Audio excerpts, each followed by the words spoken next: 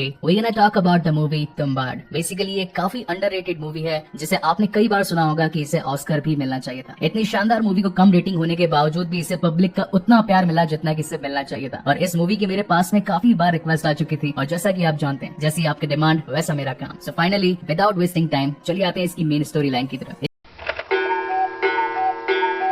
पूरी कहानी को 3 चैप्टर्स में डिवाइड किया गया है, जिसके अंदर इसका फर्स्ट चैप्टर हमें दिखाया जाएगा 1918 का, देन हमें समय का पहिया गोल है जो दिखाया जाएगा 1933 का और फिर आएगा 1947 का। इसका बीत गया है हमेशा लौट कर आएगा।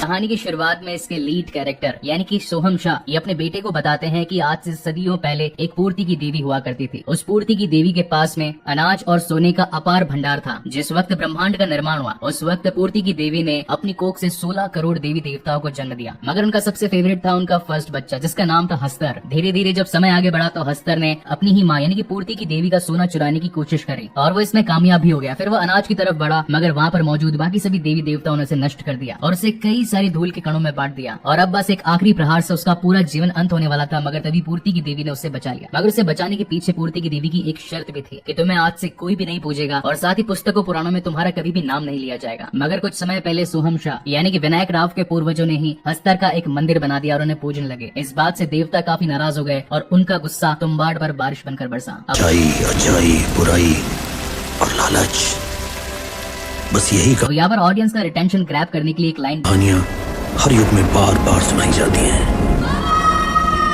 ऐसी ही बोली गई है कि अस्तर का श्राप हमारे लिए वरदान है। अब यहाँ पर ऐसा क्यों कहा गया है इसके बारे में मैं आपको इस कहानी में आगे बताऊंगा। यहाँ से कहानी शिफ्ट होती है 1913 में, जहाँ पर हमें एक लेडी दिखाई जाती है जिसका नाम होता है ज्योति। यहाँ पर ये तुम्बाड़ में एक वाड़े में आती है। इस वाड़े का नाम होता है सरकार का वाड़ा क्योंकि यहाँ पर सिर्फ और सिर्फ एक पंडित ही जिंदा होता है जिसका नाम होता है सरकार, और यहाँ पर आकर वो उसे सेक्सुअल प्लेजर देती है। इसके पीछे इसका रीजन था कि वो उसे एक सोने की मुद्रा यानी कि एक सोने की अशरफी देती। तो वहाँ पर सरकार उसे कहता है कि सोने की मुद्रा यूं ही नहीं मिलती, इसे कमाना पड़ता है। वही दूसरी ओर सीन शिफ्ट होता है ज्योति के दोनों बच्चों पर, जिनमें से बड़े बेटे का नाम होता है विनायक राव और वहीं पर छोटे बेटे का नाम होता है सदाशिव राव। ये दोनों ही बच्चे अपनी माँ का इंतजार कर रहे थे क्योंकि वो हर रोज एक बार के लिए सरकार के बाड़े में जाया करती थी। इस बार उसे आने में थोड़ा टाइम लग जाता है। तो यहाँ पर दोनों बच्चे आपस में बात करते हैं कि आखिर बुढ़िया को खाना कौन देगा। इस कहानी में एक बुढ़िया है जिससे कि ये सभी अपनी दादी कहकर बुलाते हैं, लेकिन बेसिकली ये दादी इनकी नहीं है, ये है लकड़ नानी सरकार की। अब यहाँ पर एक छोटी सी बात मैं आपको एक्सप्लेन कर देता हूँ जो कि आप में से बहुत ही कम लोग या शायद न के बराबर लोग जानते होंगे कि सबसे पहले होता है पोता, देन बेटा, देन पापा, उसके बाद में होते हैं दादा। अब दादा के ऊपर होते हैं परदादा, उसके बाद में होते हैं सरदादा और उसके बाद में होते हैं लकड़ दादा। वैसे ही same time line maternal side में भी अलाउ होती है, यानी कि नानी पोती, देन मम्मी, उसके बाद में नानी, उसके बाद में सर नानी, फिर पर नानी और उसके बाद में लकड़ नानी। इस पूरे टाइम सिनेरियो को देखते हुए हम ये पता लगा सकते हैं कि लकड़ नानी यानी कि उस बुढ़िया की एज करीब 200 साल से भी ऊपर है, जिसका पूरा शरीर सड़ गल चुका है मगर आज भी उसमें जान है। रात को सदाशिव अपनी माँ से पूछता है कि क्या आज आपको सोने की मुद्रा मिली? तब वहाँ पर उसकी माँ गुस्से से कहती है कि वो कमानी पड़ती, वो यूं ही नहीं मिल जाती। वहीं पर अगले दिन सीन शिफ्ट होता है जहाँ पर उन्हें पता चलता है कि सरकार की डेथ हो चुकी है और उसका दाह संस्कार करने के बाद में यहाँ पर ज्योति कहती है कि हम अगले ही दिन पुणे के लिए निकलेंगे। एंड बाय द वे अगर आपको नहीं पता तो guys I am also belong from Pune. और अब जैसा कि टाइम लाइन 1913 की दिखाई गई है तो इस वक्त गाड़ी घोड़े यानी कि मोटरसाइकिल और कारों का होना एक बड़ी बात हुआ करती थी और इस गाँव यानी कि तुम्बाड़ में ये सब कुछ नहीं हुआ करता था जबकि पुणे में हुआ करता था। तो दोनों ही भाई इस बात से काफी उत्सुक थे कि अब हम यहाँ से पुणे के लिए शिफ्ट होने वाले हैं। मगर गलती से सदाशिव जिस पेड़ की टहनी पर बैठा था वो टूट जाती है और वहीं पर सदाशिव नीचे गिरकर घायल हो जाता है। उसकी माँ उसे वैद्य के पास में लेकर जाने के लिए निकलती है। तो वहाँ पर विनायक कहता है कि अगर बुढ़िया को भूख लगी तो क्या करूंगा? तो उसकी माँ कहती है कि उसे कुछ बनाकर खिला देना और अगर फिर भी वो ज्यादा चिल्लाए तो बोल देना सो जा दादी वरना हंसता रह जाएगा। और उसके चले जाने के बाद में सेम वैसा ही होता है। थोड़ी ही देर में दादी खाने के लिए कराने लगती है, बोलती है कि मुझे भूख लग रही है, मुझे खाना खिला दो। और जब विनायक राव उसके लिए कुछ खाना बनाने के लिए अपने घर में बड़े डब्बों को संभालने लगता है तो उसी में से काफी सारा आटा उसके मुंह पर गिर जाता है। अब जैसा कि उसे खाना बनाना नहीं आता था तो वो सीधा पहुंच जाता है दादी की आवाज सुनते हुए उसके पीछे, क्योंकि दादी कह रही थी कि क्या तुझे खजाना चाहिए। अब यहाँ पर उसके मन में लालच था, इसलिए वो लालच के पीछे उसके पास में पहुंच जाता है जहाँ उसकी दादी बताती है कि सरकार के वाड़े में खजाना है। अब यहाँ पर विनायक उससे और कुछ पूछता मगर तभी वो दादी उस पर हावी हो जाती है, उसे पकड़कर मारने लगती है और कहती है कि आज तो मैं तेरा गोश्त खाऊंगी यानी कि आज मैं तेरा मांस खाऊंगी। विनायक काफी कोशिश करता है कि उसे वो नाम याद आ जाए कि चुप कर दादी वरना असगर आ जाएगा, चुप कर वरना डमकर आ जाएगा, मगर उसे वो वर्ड याद नहीं आ पाता। तो दादी कहती है कि क्या हुआ, भूल गया, नाम भूल गया, और वो उसे वापस खींचकर उसकी गर्दन काटने के लिए उसे अपने रूम में ले जाती है। मगर फाइनली वहाँ पर विनायक को वो वर्ड याद आ जाते हैं। वो जोर से चिल्लाता है सो जा दादी वरना हंसता रह जाएगा, और ये वर्डिंग सुनते ही वहाँ पर वो दादी सो जाती है। इस वक्त तक अंदर जाएगा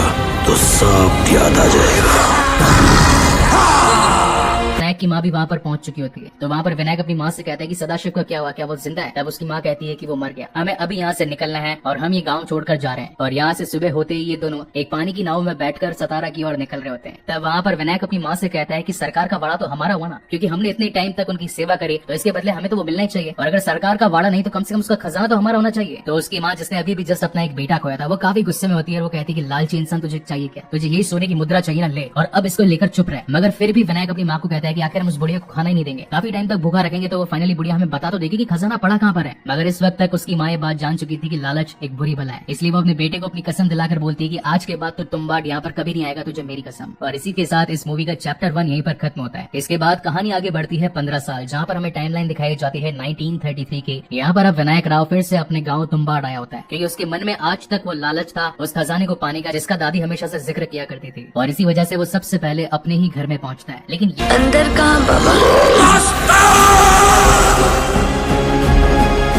यहाँ पहुँचने पर वो देख पाता है कि उसके सीने में एक काफी बड़ा पेड़ उग चुका है, मगर आज भी वो दादी जिंदा है। 15 साल बीत गए बिना कुछ खाए पिए, मगर फिर भी आज भी उसका दिल धड़क रहा होता है। तो वहाँ पर विनायक उससे पूछता है कि दादी आखिर खजाना कहाँ पर पड़ा है? तो दादी उसे कहती है कि लालची, तुम मानेगा नहीं। तो विनायक दादी से कहता है कि अगर मैं उस खजाने को नहीं लूंगा तो मेरी जगह कोई और ले लेगा, तो क्यों ना हम वो खजाना आपस में बांट ले। तो दादी कहती है कि मुझे अब खजाना नहीं चाहिए, मेरे दिन अब पूरे हो चुके हैं, अगर मुझे कुछ खिला नहीं सकता है तो मुझे जान से मार दे, क्योंकि अब मैं और जीना नहीं चाहती। तो विनायक कहता है कि ठीक है, डील रही हमारे बीच, आप मुझे उस खजाने तक पहुँचने का जरिया बता दीजिए और मैं आपको मुक्ति की ओर पहुंचा दूंगा। तो वहाँ पर उसकी दादी बताती है कि आज से कई सालों पहले की बात थी, जब मैं कुएं में उतरने में सबसे तेज हुआ करती थी। तो इस बात से विनायक को पता चलता है कि खजाना किसी कुएं में है। और फाइनली 3 महीनों की कड़ी मेहनत के बाद में विनायक राव को वो कुआं भी मिल जाता है, और साथ ही उसमें उतरना कैसे है ये भी उसे पता चल जाता है। मगर अंदर से सोना कैसे निकाला जाए ये उसे इस वक्त भी पता नहीं होता, इसलिए वो वापस आकर अपनी दादी को पूछता है और दादी उसे वो राज बता देती है। और इसी के साथ वहाँ पर विनायक राव अपना कर्तव्य पूरा करता है, उसे जलाकर। सोने की मुद्रा को लेकर वापस से जब विनायक राव अपने गाँव में पहुंचता है तो देखता है कि उसकी बीवी ने एक छोटा सा आटे का काम शुरू कर दिया, जहाँ पर वो अनाज यानी कि गेहूं को पीस कर अपना गुजर बसर कर रही होती है। इस वक्त विनायक उस पर गुस्सा तो होता है, मगर से कहता है कि अब मैं तुझे रानी बना दूंगा, क्योंकि अब हमारे दिन बदलने वाले हैं और हमारे पास में काफी पैसा आने वाला है। अगले दिन विनायक अपने आप की हालत पूरी तरीके से ठीक करके अपने मुनीम के पास में जाता है। ये वही मुनीम था जिसका इस पर कभी किसी टाइम पर कर्ज हुआ करता था 38 यानी कि 38 रुपए का। तो विनायक कहता है कि मेरे पास में एक स्वर्ण मुद्रा है, इसका कितना दाम होगा? तो वहाँ पर वो मुनीम, जिसका नाम होता है राघव, उसे बताता है कि इस मुद्रा की कीमत करीब 100 रुपए होगी। और इसी के साथ विनायक का 38 रुपीज का जो मूलधन था वो भी चूक जाता है, और साथ ही उसे 62 रुपीज एक्स्ट्रा भी मिल जाते हैं। तो वो कहता है कि मेरे पास ऐसी 3 और है, खरीदना चाहोगे? और अब इसी तरीके से दिन बदलते जाते हैं और विनायक काफी बार तुम्बाड़ में जाकर हर वक्त वहाँ से कुछ सोने की मुद्राएं लेकर आता है। कई बार तो मुद्राएं 8 और 10 होती है, मगर किसी वक्त सिर्फ 2 भी होती है। तो हर बार मुनि मुझसे पूछता है कि आखिर तुम ये सब लाते कहाँ से हो, कहीं चोरी का माल तो नहीं है? तो विनायक कहता है कि ये मेरे पुश्तैनी आभूषण है, आपको इससे क्या कि मैं कहाँ से लाता हूँ कहाँ से नहीं लाता हूँ, बस ये चोरी की नहीं है। और अब धीरे धीरे करके विनायक के पास में काफी अच्छा घर हो जाता है, और इसी के साथ ही उसकी कामुकता भी बढ़ती जाती है। एक दिन जब राघव मार्केट में जा रहा होता है तो उससे एक पुलिस वाला, जिसका नाम होता है सार्जेंट कूपर, उसे अगर कांटेक्ट करता है और कहता है कि तुमने मुझसे जो ओपीएम के लिए जगह मांगी थी, अगर मैं इस काम पर कार्यरत होता तो मैं तुम्हारा वो काम करवा देता। ओपीएम का मतलब होता है ऑफिस पर्सनल मैनेजमेंट, जिसके लिए राघव ने कूपर को अर्जी लगाई थी। मगर कूपर के पास में सिर्फ और सिर्फ 1 महीना ही बचा होता है इस तुम्बाड़ से ट्रांसफर होने से पहले तक का। तो राघव विनायक के घर पर पहुंचता है और उससे कहता है कि क्यों ना तुम मुझे अपना भागीदार बना लो, इससे रिस्क भी डिवाइड हो जाएगी और साथ ही मैं तुम्हारे पैसों का ख्याल भी रख पाऊंगा, क्योंकि तुम मैनेज तो कर नहीं पाते होगे। तो विनायक कहता है कि मैं अपना काम संभाल लूंगा, आप अपना काम देखिए। और ऐसे करते करते और काफी दिन बीत जाते हैं और अब सिर्फ 7 दिन बचे होते हैं कूपर के ट्रांसफर में। तो राघव सोचता है कि क्यों ना मैं तुम्बाड़ जाने से पहले विनायक राव को यहीं सतारा में रोक दूं और मैं खुद जाकर तुम्बाड़ के उस गांव में जाकर वहां से खजाना निकालने की कोशिश करूं। इसीलिए वो अपने गांव की एक वैश्या को 50 रुपए में खरीदता है और लाकर विनायक राव को दे देता है, ताकि वो 2 दिन उसके साथ में बिजी रहे और इन्हीं 2 दिनों के अंदर वो तुम्बाड़ जाकर खजाना लूट ले। मगर रात को वो लड़की 100 रुपए के लालच में आकर विनायक राव को सब कुछ सच सच बता देती है कि यहाँ पर मुझे राघव ने तुम्हें 2 दिन तक रोकने के लिए भेजा है, इन 2 दिनों में वो खुद तुम्बाड़ जाकर उस खजाने की खोज करेगा। वहीं पर सीन शिफ्ट होता है तुम्बाड़ में, जहाँ पर अब राघव पहुंच चुका होता है, लेकिन तेज चालाक विनायक राव भी वहाँ पर पहुंच चुका होता है और वो उसकी हर कदम पर नजर रखे हुए होता है। मगर फिर भी वो सारे उसे अपने नक्शे राज और सब कुछ बताने लगता है कि वो कब क्या कहाँ जा रहा है और क्या कर रहा है। राघव देखता है कि अभी जस्ट विनायक एक छोटे से ट्रंक के साथ में कुएं में उतरा और वापस से कुछ सोने की मुद्राएं लेकर निकला। इसका मतलब ये था कि मुद्राएं उस कुएं के अंदर थे। और अब वहाँ से विनायक के चले जाने के बाद में राघव भी उसी कुएं में उतरता है। उस कुएं के अंदर एक इंटरनली रास्ता होता है काफी दूर तक का, वो वहाँ पर जाते जाता है, फिर अंदर और गहराई में जाता है। वहाँ पर उसे एक बड़ा सा लोहे का ट्रंक मिलता है जिसके ऊपर पूर्ति की देवी बनी होती है और उसमें एक रस्सी लटक रही होती है काफी गहराई तक की। काफी हिम्मत के साथ में राघव उस जगह तक में उतर जाता है और वहाँ पर देखने के बाद में हमें दिखाई जाती है पूर्ति की देवी की कोख, जहाँ की दीवारें लाल कलर की होती है और साथ ही ऐसा महसूस होता है कि कोई सांस ले रहा है। वहाँ पर लार्वा भी होता है जो कि ट्रांसपेरेंट होता है, जो कि अब राघव के शरीर पर लग चुका होता है। तभी उसकी नजर छोटे से ट्रंक पर पड़ती है, तो वो उसे जब खोल कर दिखता है तो उसे उसके अंदर एक आटे की गुड़िया मिलती है और जैसे ही अनाज की खुशबू हस्तर को आती है तो वहाँ पर वो अनाज के साथ साथ राघव को भी काट खा जाता है। थोड़ी देर के बाद में वहाँ पर विनायक भी पहुंचता है और देखता है कि जो हाल उसकी दादी का हुआ था वही हाल अब राघव का हो चुका है। मगर राघव ने किसी वक्त उसकी मदद करी थी जब उसे पैसों की जरूरत थी, इसलिए वो उसे इस दर्द में नहीं छोड़ सकता था, इसलिए वो उसको मुक्त कर देता है। अब यहाँ पर वही बात लागू होती है जो कि मैंने आपको स्टार्टिंग में कही थी कि अस्तर का श्राप हमारे लिए वरदान है। अब ये वरदान क्यों है वो भी एक्सप्लेन कर देता हूँ। बेसिकली कभी भी इंसान अमर नहीं हो सकता, मगर अस्तर का ये श्राप था कि जो भी उसके संपर्क में आएगा या फिर कोई उसे काट लेगा तो वो हमेशा के लिए अमर हो जाएगा। मगर अमर होने के साथ साथ एक प्रॉब्लम ये भी थी कि उसका पूरा शरीर सड़ गल जाएगा। हालांकि उस इंसान को पता तो होगा कि सोने की मुद्रा कहाँ और कैसे मिलती है, ये बात एक वरदान जरूर है, मगर ऐसी कष्टदायक जिंदगी कौन पाना चाहता है। और अब धीरे धीरे समय आगे बढ़ता है और यहाँ से कहानी पहुंचती है इसके 3rd चैप्टर में, जहाँ पर हमें ईयर बताया जाता है 1947। इस वक्त तक विनायक राव के 3 बच्चे भी हो चुके होते हैं, 2 लड़कियां जो कि ट्विंस होती है और एक बड़ा बेटा जिसका नाम होता है पांडुरंग। हम यहाँ पर देख पाते हैं कि पांडुरंग एक पैर से अपाहिज है, यानी कि वो ठीक से चल नहीं पाता, मगर फिर भी विनायक राव उसे कुएं में उतरकर सोने की मुद्राएं लाने का एक छोटा सा वर्क स्टेशन बना कर देते हैं, जहाँ पर वो रोज प्रैक्टिस करके अपने नंबर्स काउंट करता था कि आज उसने कितनी मुद्राएं उठाई, आज उसने कितने टाइम के अंदर लाइन क्रॉस करी। और अब जैसा कि ये टाइम स्वतंत्रता सेनानियों का था तो यहाँ पर गवर्नमेंट ने उस तुम्बाड़ के बाड़े को कम्प्लीटली सील कर देने या फिर अपने अंडर में कर लेने के सारे अकॉर्ड पास कर दिए होते हैं। और जब ये बात विनायक राव को पता चलती है कि अब ये वाड़ा गवर्नमेंट के इंटरनली सेगमेंट पे आने वाला है तो वो वहाँ पर कैसे जाएगा और कैसे आखिरकार उन सोने की मुद्रा को वापस लाएगा। और अब जैसा कि विनायक राव काफी बूढ़ा हो चुका था, उसके शरीर के अंदर ताकत खत्म हो रही थी बार बार रस्सी से उतरने और चढ़ने की वजह से, इसलिए वो डिसाइड करता है कि वो अपने बेटे को वहाँ पर ले जाकर इस बात की ट्रेनिंग देगा। और इसी के साथ ये दोनों जने सीधा पहुंच जाते अपनी कार की मदद से तुम्बाड़ में। वहाँ पर पहुंचने के बाद में विनायक राव अपने बेटे को आटे की गुड़िया बनाना सिखाता और कहता है इसमें पत्थर भी डाल दिया कर क्योंकि वो हस्तर पत्थर भी चबा जाता है, इससे चोरी करने में थोड़ा ज्यादा टाइम मिल जाता है। मगर वो डफर पांडुरंग एक छोटी सी आटे की गुड़िया अपने साथ ही ले आया था और जैसे वो उसे बाहर निकालता है तो उनके पीछे पड़ जाता है हस्तर। मगर कैसे तैसे वहाँ से विनायक राव अपने बेटे को बचाने की कोशिश करता है और पांडुरंग उसके पीछे की पोटली खोलकर कुछ अशर्फियां अपने पास रख लेता है। और जब ऊपर आता है तो सबसे पहले तो विनायक उसे खूब धोता है, उसे चाटे लगाता है कि तू पागल है क्या, मर सकते थे क्या, तुझे पता नहीं है मैंने जब मना किया था कि आटे को वहाँ पर नहीं लेकर जाना तो आखिर तू लेकर क्यों गया। तो पांडुरंग कहता है सॉरी पापा, अब नेक्स्ट टाइम ऐसा नहीं होगा। घर आने पर जब अपनी पहली मुद्रा यानी कि पहली अशर्फी जब पांडुरंग अपनी माँ को दिखाता है तो उसकी माँ पूछती है कि तूने वहाँ पर क्या देखा और आखिर ये तुझे मिली कैसे। तो पांडुरंग अपनी माँ को कहता है कि ये सब बाबा और मैं देख लेंगे, तू खाली घर संभाल आई। इसका मतलब ये था कि आज तक ये राज सिर्फ और सिर्फ विनायक राव ही जानता था कि वो किस तरीके से नीचे उस कुएं में जाकर इन मुद्राओं को इकट्ठा करता है। और अब जैसा कि लालची और कामुकता इस पूरे परिवार की सदियों पीढ़ी में जुड़ी हुई थी तो विनायक का बेटा पांडुरंग भी इसी कामुकता की वजह से उसी प्रोस्टिट्यूट के पास पहुंच जाता है और कहता है कि जिस तरीके से मेरे पापा तेरे पास में आते हैं मैं भी बड़ा होकर तेरे पास ही आऊंगा। और वो गिफ्ट में अपनी पहली कमाई यानी कि अपनी पहली सोने की मुद्रा उसे दे देता है। रात को जब विनायक राव उस बंदी के पास में पहुंचता है तो वो उसे सोने की मुद्रा दिखाती है और कहती है कि ये मुझे पांडुरंग ने दी। इस बात से तो विनायक राव का खोपड़ा घूम जाता है और वो सीधा आकर पांडुरंगा को फिर कूटता है, पटक पटक कर धोता है। तुझे लड़कियां चाहिए हैं, मार खाएगा, बड़ा बनेगा, मेरी कॉपी करेगा। एक तो वैसे ये वाड़ा अब सरकार के थ्रू जाने वाला है, अब मैं यहाँ पर वैसे भी जा नहीं सकता और तू लालची उस लड़की को पाना चाहता है, तेरे जैसा निकम्मा इंसान मैंने कहीं नहीं देखा। मगर जूते खाते वक्त भी पांडुरंग के माइंड के अंदर लालची पना जाता नहीं और वो कहता है कि अगर कुछ ही टाइम में हम अगर ज्यादा पैसा कमा ले तो, क्योंकि हम एक एक करके उससे गुड़िया देते हैं, अगर क्या हो हम उसे बहुत सारी गुड़िया एक बार में दे तो वो खाने में काफी बिजी हो जाएगा और हमारे पास में काफी सारा टाइम मिल जाएगा उन सोने की मुद्राओं को उठाकर वापस से यहाँ तक लाने के लिए। तो वहाँ पर विनायक राव सोचता है कि आइडिया मेरे पास में क्यों नहीं है। और अब अगले ही दिन वो इस प्लान को इम्प्लीमेंट करने के लिए अपनी बीवी को बोलकर काफी सारे आटे के पैकेट्स अपने साथ में लेकर अपने बेटे के साथ में तुम्बाड़ पहुंच जाता है। और कुएं में जाने से पहले वो एक बड़ा सा आटे का घेरा बना देते हैं उस ट्रंक के चारों तरफ और अंदर पहुंचकर अब जैसे ही वहाँ पर विनायक राव एक की जगह 2 गुड़िया निकालता है तो वहाँ पर हस्तर के भी एक की जगह 2 रूप हो जाते हैं। और वहीं दूसरे थैले में से जब पांडुरंग बाकी सारी गुड़िया निकालता है तो जितनी गुड़ियाएं होती हैं उतने ही ज्यादा हस्तर बढ़ जाते हैं। ये देख के तो विनायक राव की आंखें दंग रह जाती है, मगर उनके इर्द गिर्द जो आटे का घेरा था उसकी वजह से वो हस्तर उस घेरे में नहीं आ सकता था। अब यहाँ पर ये चीज भी मैं एक्सप्लेन कर देता हूँ। बेसिकली हस्तर ने जब पूर्ति की देवी यानी कि अपनी माँ से सोना सारा खींच लिया और अनाज जब लेने वाला था तो सारे के सारे देवताओं ने उसे भस्म कर दिया था। तो पूर्ति की देवी की यही शर्त थी कि वो अनाज को कभी छू नहीं पाएगा। इसका मतलब ये था कि घेरा जो बनाया गया है वो उसे पार नहीं कर सकता था, मगर इंसान के द्वारा अगर उसे अनाज दिया जाता है इसका मतलब कि हस्तर खुद उनसे छीन नहीं रहा बल्कि इंसान उन्हें लाकर दे रहा है। तो वो 10 जन्मों का भूखा हस्तर उसे खाने से पीछे क्यों हटेगा। इतने सारे हस्तरों को देखकर वहाँ पर पांडुरंग तो बिल्कुल बेहोश सा हो जाता है। और अब काफी रात हो चुकी थी जब विनायक और साथ ही उसका बेटा पांडुरंग उसी घेरे के अंदर थे और इंतजार कर रहे थे कि जैसे जैसे गुड़ियाएं खत्म हो वैसे वैसे हस्तरों की संख्याएं भी कम होती जाए। मगर फाइनली उनके पास में एक और बड़ी गुड़िया भी पड़ी थी। इसका मतलब ये था कि अगर एक गुड़िया मौजूद है तो एक हस्तर अभी भी मौजूद है। तो यहाँ पर विनायक राव अपने आप के सेक्रीफाइस के अलावा और कुछ भी सोच नहीं पाता और वह उसी एक बड़ी सी गुड़िया से काफी सारी छोटी छोटी गुड़ियाएं बनाकर अपनी पूरी बॉडी पर बांध लेता है। उसका बेटा पांडुरंग उसे देखकर रोता भी और कहता है कि पापा ये आप क्या कर रहे हैं, मगर अपने बेटे की जान बचाने के लिए विनायक को यही सबसे सूटेबल आइडिया लगता है और अब वो खुद उस घेरे से बाहर निकल जाता है। और जैसे वो वहाँ से बाहर निकलता है कई सारे हस्तर उसके पीछे पड़ जाते हैं, मगर जैसा कि आटे की घेरे की शर्त थी कि कभी भी अनाज को हस्तर पार नहीं कर पाएगा, तो जैसे ही वो हस्तर बाहर ट्रंक वाले घेरे पर टच होते हैं वो सभी वहाँ से भस्म होते जाते हैं। और फाइनली एक ऐसा मूवमेंट आता है जिस वक्त तक सारे के सारे हस्तर मारे जाते हैं और यहाँ से पांडुरंग अपनी जान बचाकर उस पूरे ट्रंक से बाहर आकर यानी कि देवी की कोख से बाहर आकर उस कुएं से निकल जाता है। मगर जब वो बाहर निकलकर देखता है तो उसे अपने पिता विनायक राव मिलते हैं, जिनका भी वही हश्र हो चुका था जो कि दादी और राघव का हुआ था। वहाँ पर विनायक अपने बेटे को सोने की मुद्राओं की एक पोटली देता है और कहता है कि ले तुझे यही चाहिए था ना, इसी के लिए तू यहाँ तक आया था ना, ले जा मुझसे। मगर तभी पांडुरंग को अपने पिता की वही बात याद आती है कि हस्तर का श्राप हमारे लिए वरदान है, मगर उस वरदान की वजह से हम अमर तो हो जाएंगे मगर वो जिंदगी भी क्या जिंदगी जब पूरा शरीर ही सड़ गल जाए। और इसी वजह से इस वक्त वो लालच यानी कि उन सोने की मुद्रा को न लेकर अपने पिता की मुक्ति के बारे में सोचकर उन्हें जला देता है। और इसी के साथ ये मास्टरपीस मूवी यहीं पर खत्म होती है, जिससे कि एक मॉरल हमें मिलता है कि लालच बुरी बला है। सो गाइस, आपको ये वीडियो कैसा लगा प्लीज मुझे लाइक और कमेंट करके जरूर बताइएगा। और अगर इसी तरीके के और क्वालिटी कंटेंट इस चैनल पर देखना चाहते हैं तो मुझे कमेंट सेक्शन में आपकी फेवरेट मूवी का नाम भी जरूर बताइएगा। And thank you very much guys for watching this video. मिलते हैं अगले वीडियो में।